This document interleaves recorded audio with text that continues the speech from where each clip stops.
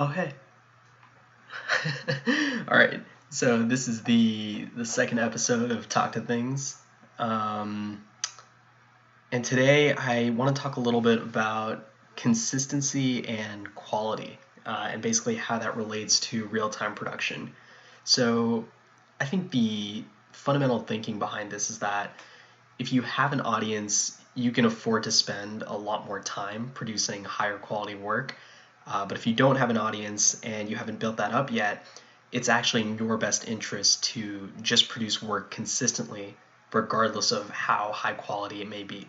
So the argument behind this is that, if you're just producing a lot of work, and each unit is actually less valuable, then you can take more risks. You can increase your chances of actually making a hit or making something that's really compelling for your viewer base. And you can build trust with that audience as it grows. So let's break that down into a couple different sections.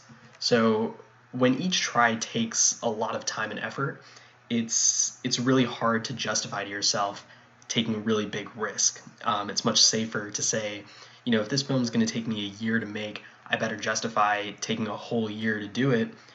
So I would favor higher quality, better renders, better animation over taking a much bigger risk. Whereas if it just takes me a couple weeks to make a film, then maybe I would actually favor more risks instead of actually, taking it super seriously because I know that I'll have another chance in the future. So that's that in terms of taking more risks. In terms of increasing your chances of making something more compelling, if you're consistently producing work and you're putting things out, then you're also just getting practice. You're engaging with your audience, you're figuring out what your audience likes, you're figuring out what stories actually resonate with you or that you're really good at.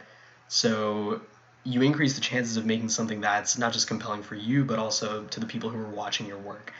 And if you're able to deliver consistently, you're kind of making this promise to your audience by saying, if I'm releasing a new show every single week, or I'm releasing a film every couple weeks, then you can continue to expect this from me.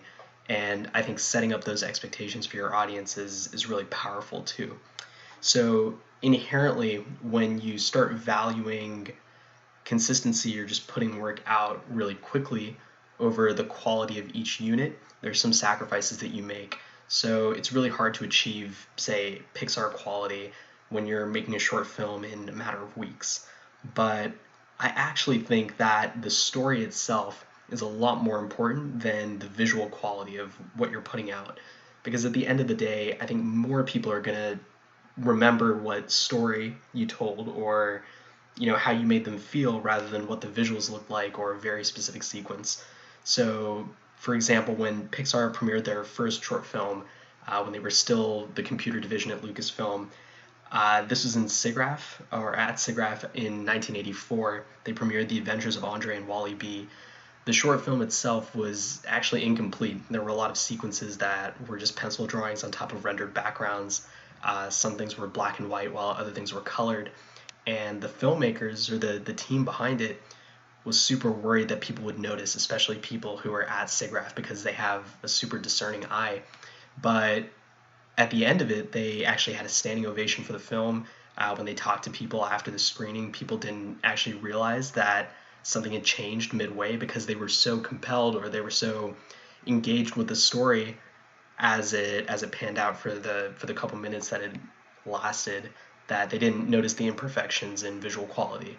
So I think ultimately, if you have a really strong story, if you have something that's actually pretty compelling for a group of viewers, then it doesn't actually matter, if you end up cutting corners for animation, rendering, etc. So I think that, in conclusion, if you're building an audience and you're kind of a small-time director, you're just getting started, I think just putting out work more frequently is actually more valuable than favoring high quality work that happens over longer time frames. So that's pretty much it. This is the second episode of Talk to Things. As promised, I'll be delivering each of these episodes every single week, and you'll notice this is live, or this is recorded live, but you're probably watching it after the fact, since it's all real time.